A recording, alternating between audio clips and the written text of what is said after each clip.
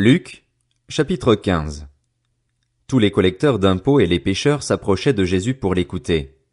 Mais les pharisiens et les spécialistes de la loi murmuraient, disant, « Cet homme accueille des pécheurs et mange avec eux. » Alors il leur dit cette parabole, « Si l'un de vous a 100 brebis et qu'il en perd une, ne laisse-t-il pas les 99 autres dans le désert pour aller à la recherche de celle qui est perdue jusqu'à ce qu'il la retrouve?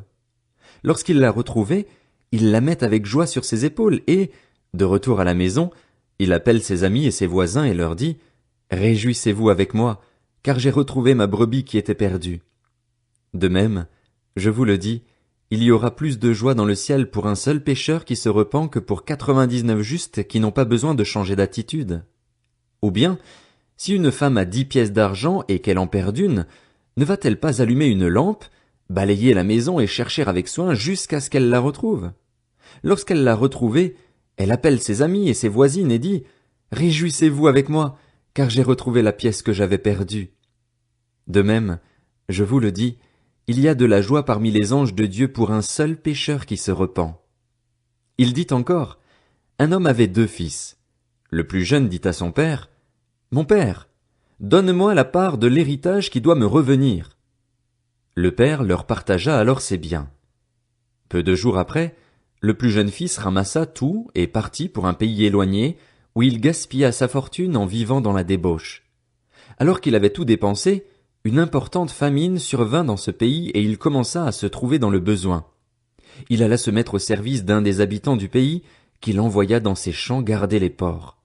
Il aurait bien voulu se nourrir des caroubes que mangeaient les porcs, mais personne ne lui en donnait. Il se mit à réfléchir et se dit, « Combien d'ouvriers chez mon père ont du pain en abondance et moi, ici, je meurs de faim. Je vais retourner vers mon père et je lui dirai, « Père, j'ai péché contre le ciel et contre toi, je ne suis plus digne d'être appelé ton fils, traite-moi comme l'un de tes ouvriers. » Il se leva et alla vers son père. Alors qu'il était encore loin, son père le vit et fut rempli de compassion, il courut se jeter à son cou et l'embrassa.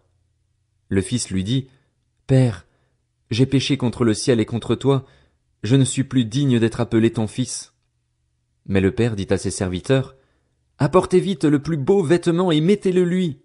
Passez-lui un anneau au doigt et mettez-lui des sandales aux pieds. Amenez le veau qu'on a engraissé et tuez-le. Mangeons et réjouissons-nous, car mon fils que voici était mort et il est revenu à la vie, il était perdu et il est retrouvé. » Et ils commencèrent à faire la fête. Or le fils aîné était dans les champs.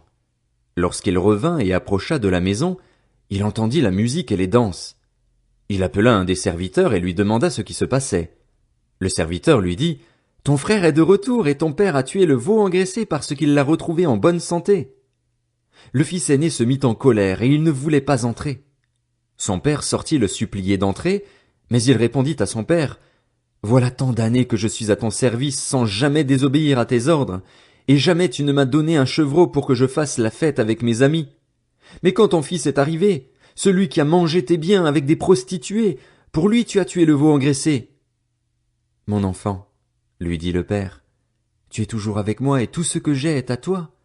Mais il fallait bien faire la fête et nous réjouir, parce que ton frère que voici était mort et il est revenu à la vie, il était perdu et il est retrouvé. »